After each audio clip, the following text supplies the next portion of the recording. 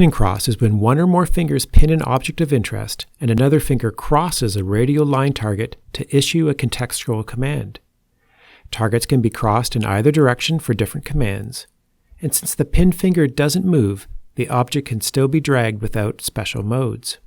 In many current systems, contextual commands are invoked with buttons away from the object of interest. They're often hidden until a press and hold is detected. The marking menu is another type of contextual menu, but to support both dragging and making a mark, a press and hold is needed. We created several variations of pin and cross techniques in a tablet photo app. You can both drag objects and quickly activate contextual menus, even when objects are at the edge. Pin and cross works with scrolling to skip to the end or top, and page up or down. Pin and cross is compatible with two-finger transformation, so you can do things like snap rotation angles. Pin and cross also lets you switch modes quickly, for example, to annotate a photo with ink. Pin and cross even lets you change things like the line style without lifting your finger. As you can see, pin and cross is quite fast. In case you missed it, we'll look at these different techniques more closely. We use a one-finger pin on photo thumbnails for contextual commands like rotate clockwise, rotate counterclockwise, cut,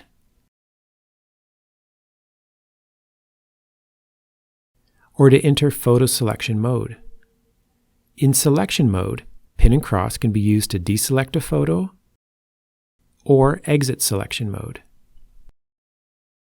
To activate pin and cross on objects near the edge, we use a spring back technique where the object is initially dragged, but after a cross command is detected, releasing the pin snaps the thumbnail back to its original location. Pin and cross is compatible with other multitouch techniques. For example, crossing share activates a marking menu for the pin finger to select a method to share the photo. When two-finger scrolling, pin and cross performed at the end of a scroll gesture provides enhanced commands like go to end, go to top, page down, and page up. Pin and cross can be used with standard two-finger rotate, scale, translate transformation. For example, to toggle angle snapping to 45 degrees. Note that our pin and cross recognition heuristics enable it to coexist with two-finger transformations. We use a two-finger pin for global menu, for example to switch to an annotation mode.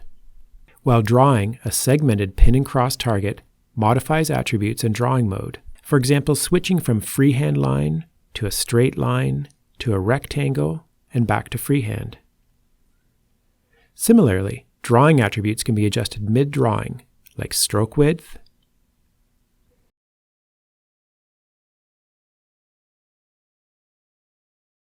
stroke transparency, and color.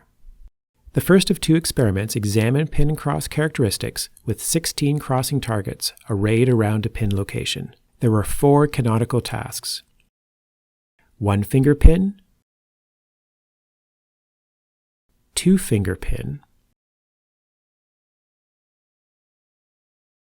one-finger pin after a drag,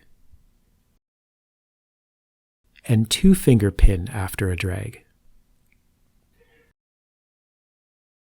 A second experiment compared a pin and cross menu with Banovic et al.'s Pi menu and a single-level marking menu. See the paper for pin and cross design principles, recognition heuristics, and experiment results.